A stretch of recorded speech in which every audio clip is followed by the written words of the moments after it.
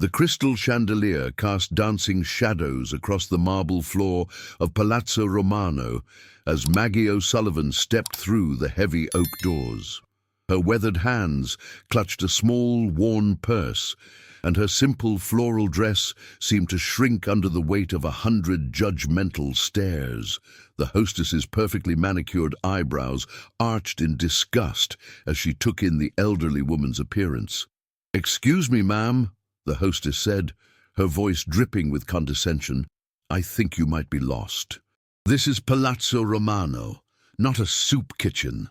Maggie's heart hammered against her ribs, but she straightened her shoulders. She had every right to be here, more than they could ever imagine. Behind her, she could hear the whispers starting, the cruel laughter of patrons who saw nothing more than an old woman who didn't belong in their world of luxury and excess. What they didn't know was that this lost elderly woman was about to turn their world upside down. Because in exactly 10 minutes, the most feared man in the city would walk through those same doors, and when he saw what they had done to his mother, there would be hell to pay. To follow this incredible story of family, respect, and justice, join our community. Our goal is to reach 1,000 subscribers, and your support makes all the difference. Subscribe and let us know in the comments where you're listening from. Maggie had been looking forward to this day for weeks. Her son Michael had finally agreed to let her visit his restaurant, the crown jewel of his legitimate business empire. She had dressed in her best outfit, the floral dress she'd worn to her late husband's funeral 5 years ago, and taken 3 buses across the city to reach the upscale district where Palazzo Romano stood like a monument to success. She had imagined walking in with pride, seeing the beautiful establishment her boy had built. What she hadn't expected was to be treated like a vagrant the moment she stepped inside. "Ma'am, I'm going to have to ask you to leave," the hostess continued, her voice growing louder. "This establishment has a strict dress code." The dining room fell silent, except for the soft classical music playing overhead. Maggie felt every eye in the restaurant turn toward her, and the heat of embarrassment crept up her neck. She'd raised her son in a tiny apartment above a laundromat, working 3 jobs to keep food on the table and clothes on his back. She had sacrificed everything to give him opportunities she never had. "I'm here to see Michael," Maggie said quietly, her Irish accent still thick after 40 years in America. "Michael Romano." The hostess laughed, a sharp, cruel sound that cut through the air like glass. "Mr. Romano, you think you can just walk in here and demand to see the owner? Lady, Mr. Romano doesn't associate with people like you." A well-dressed woman at a nearby table leaned toward her companion. "Can you believe the audacity? She probably saw his picture in the society pages and thinks she can scam him somehow." "Someone should call security," another patron muttered. "This is embarrassing for everyone." Maggie's hands trembled as she opened her purse and pulled out a small, faded photograph. It showed a young boy with dark hair and serious eyes, grinning gap-toothed at the camera while she held him on her lap. "This is my son," she whispered. The hostess barely glanced at the photo. "Ma'am, that could be anyone. I'm calling security now." But Maggie stood her ground. She had not come this far to be turned away by a girl young enough to be her granddaughter. "Tell him Maggie O'Sullivan is here. Tell him his mother wants to see what he's built." The laughter in the restaurant grew louder. A man in an expensive suit stood up from his table, his face red with indignation. "This is ridiculous. We're paying good money for a peaceful dining experience, not to watch some delusional old woman cause a scene." "Security!" the hostess called out, and 2 large men in black suits began making their way toward Maggie. That's when the front doors burst open with such force that the crystal chandelier above trembled, and every person in Palazzo Romano learned what real power looked like.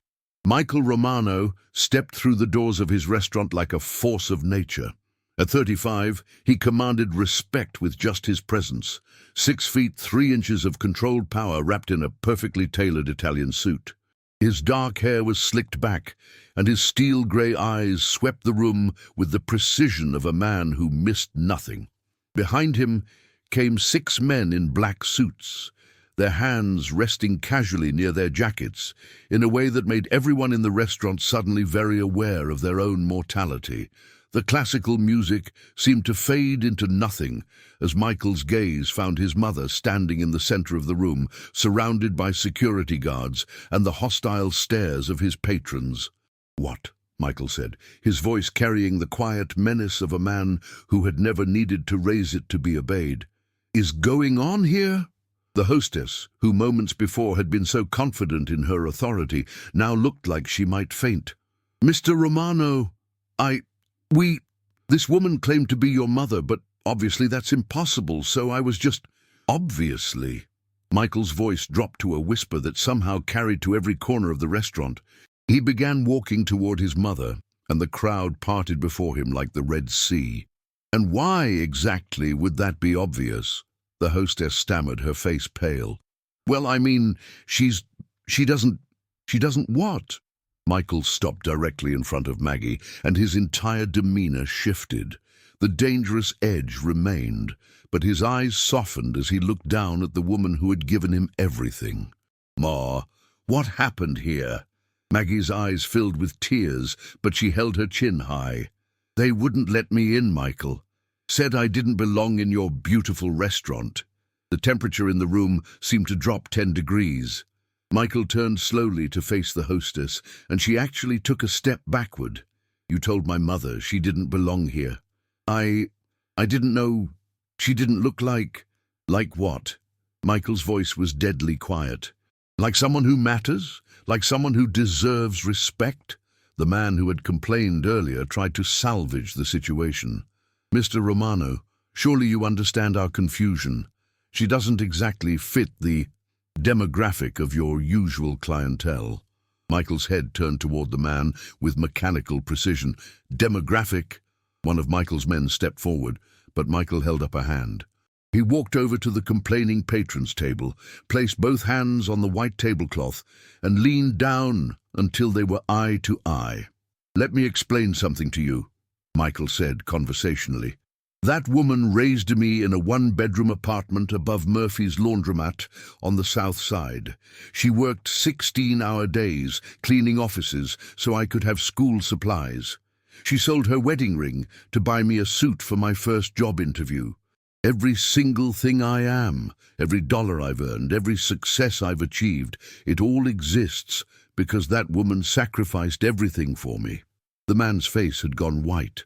Around the restaurant, patrons were beginning to understand the magnitude of their mistake. Michael straightened up and addressed the entire room. "This woman taught me that respect isn't about what you wear or how much money you have.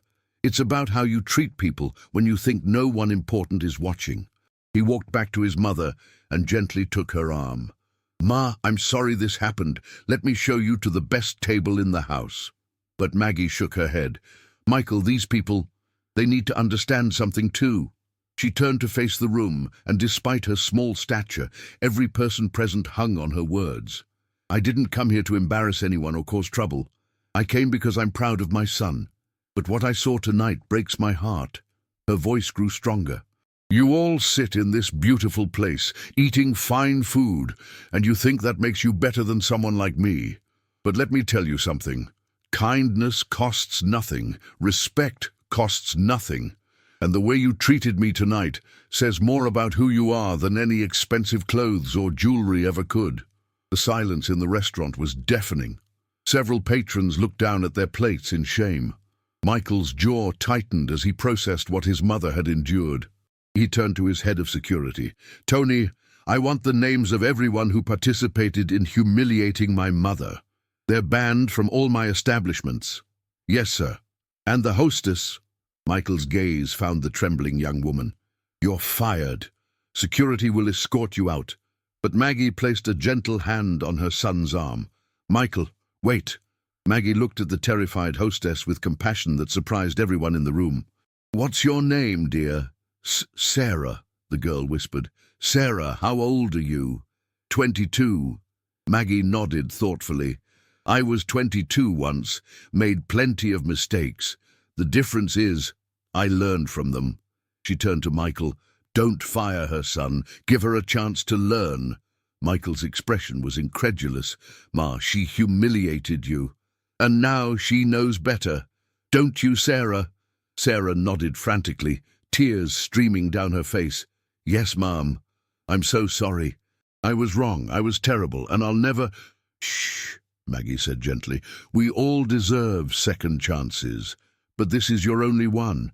Understood? Yes, ma'am. Thank you. Thank you so much.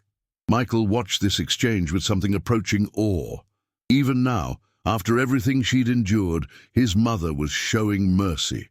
It reminded him why he'd built his empire in the first place. To protect people like her, to ensure she never wanted for anything again. But there were still accounts to settle. He turned to address the restaurant. Ladies and gentlemen, let me be very clear about something. This woman is Maggie O'Sullivan Romano, and she is the most important person in my life. She will be treated with the respect she deserves, not just here, but anywhere she goes in this city. His voice carried the unmistakable weight of a threat.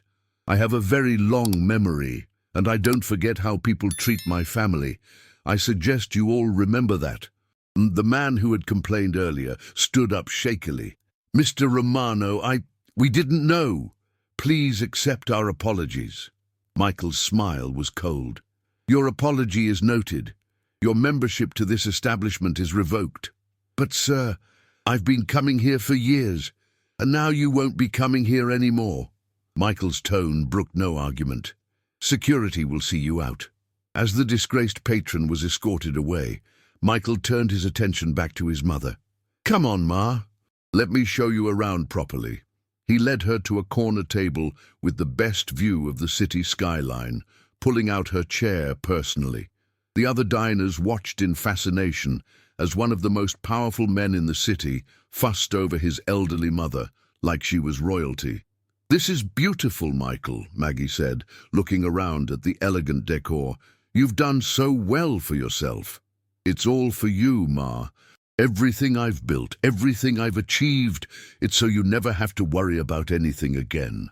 Maggie reached across the table and took his hand. I know, son, and I'm proud of you. But promise me something. Anything. Promise me you'll remember where you came from. Promise me you'll never become the kind of person who looks down on others. Michael squeezed her hand. I promise, Ma. How could I forget? You won't let me. As they talked, the atmosphere in the restaurant slowly returned to normal, but there was a new undercurrent of respect and fear. Everyone now understood that Maggie O'Sullivan wasn't just any elderly woman. She was the mother of Michael Romano, and that made her untouchable. But the evening wasn't over yet, because just as Maggie was beginning to relax and enjoy her son's company, the front doors opened again, and this time the men who entered weren't there for dinner. Vincent Torino stepped into Palazzo Romano with the confidence of a man who believed he owned the world. Behind him came 4 of his best men, their intentions written clearly on their faces. Vincent had been trying to muscle in on Michael's territory for months, and tonight, seeing Michael distracted by family matters, he thought he'd found the perfect opportunity. Well, well, Vincent called out loudly, his voice cutting through the refined atmosphere like a rusty blade. If it isn't Michael Romano playing house with his little old lady. Every patron in the restaurant froze. The tension was so thick you could cut it with a knife. Michael's men immediately moved into position, but Michael himself remained seated, his hand still covering his mother's. Vincent, Michael said calmly, not even turning around. You're not welcome here. That's where you're wrong, Romano. I'm welcome wherever I choose to be. Vincent swaggered closer, his men flanking him. And I choose to be here tonight. Maggie looked confused and frightened. She could sense the danger radiating from the newcomers, could see the way her son's entire body had gone rigid with controlled fury. Michael, she whispered, who are these men? Nobody important, Ma. Just some people who don't understand boundaries. Vincent laughed harshly. Nobody important? That's rich, coming from a man who's gone soft. Playing restaurant owner, babysitting his mommy. The insult hit its mark. Michael's jaw tightened, but he forced himself to remain calm. He wouldn't let his mother see the violent side of his world if he could help it. "You have 10 seconds to leave," Michael said quietly. "Or what? You'll call the cops?" "We both know you can't do that, Romano. Not with your business interests." Vincent was right, and he knew it. Michael couldn't involve the police without risking exposure of his other operations. But what Vincent didn't understand was that Michael Romano had never needed the police to handle his problems. "Ma," Michael said gently, "I need you to go to the kitchen for a few minutes. Chef Marco will take care of you." Maggie looked at her son with worried eyes. "Michael, I don't want to leave you. You're not leaving me. You're just giving me space to handle some business.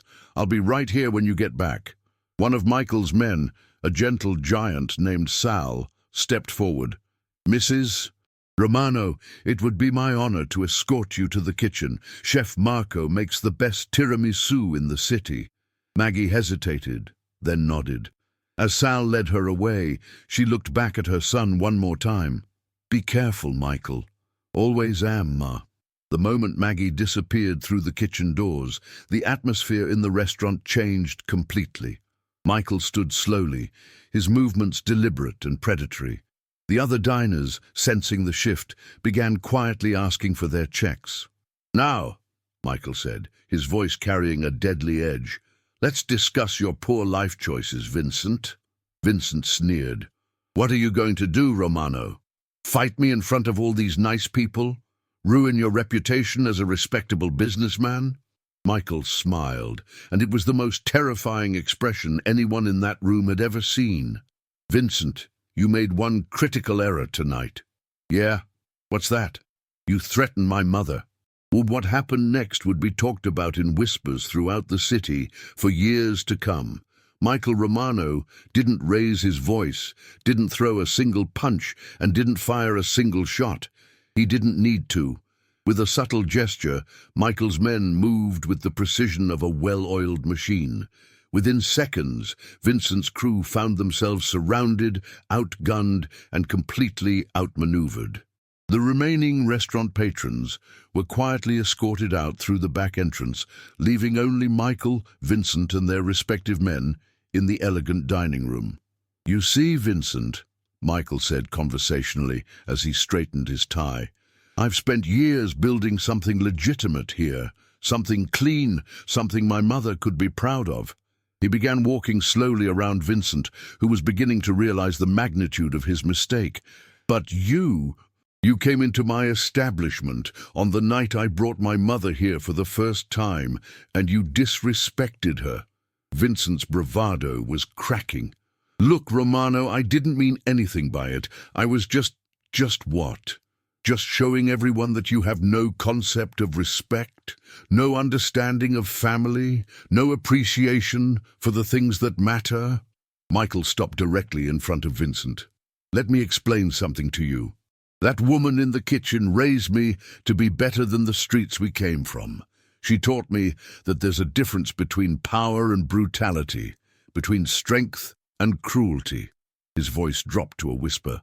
"But she also taught me to protect what matters most." Vincent was sweating now. "What do you want, Romano?" "I want you to understand your place in this world.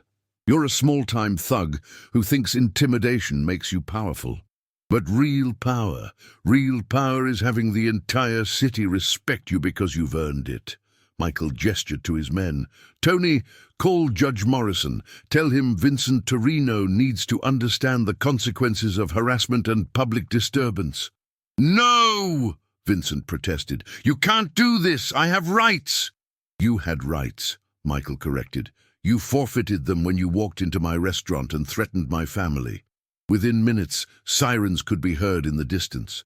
Michael had done something Vincent never could have anticipated. He'd called in legitimate law enforcement, using his connections as a respected businessman to have Vincent arrested for actual crimes. "How?" Vincent gasped as the police entered the restaurant. Michael smiled. "Security cameras, Vincent. They recorded everything. Your threats, your intimidation, your disruption of a lawful business, all perfectly legal grounds for arrest. As Vincent and his men were led away in handcuffs, Michael straightened his jacket and walked to the kitchen to retrieve his mother. He found Maggie sitting at a small table, sharing tiramisu with Chef Marco, and looking worried. The moment she saw him, she stood up. "Is everything all right, son?" "Everything's perfect, Ma. Just some business associates who forgot their manners. They won't be bothering us again." Maggie studied his face carefully. She had raised this boy, had seen him through every stage of his life. She knew there was more to the story, but she also knew when not to ask questions.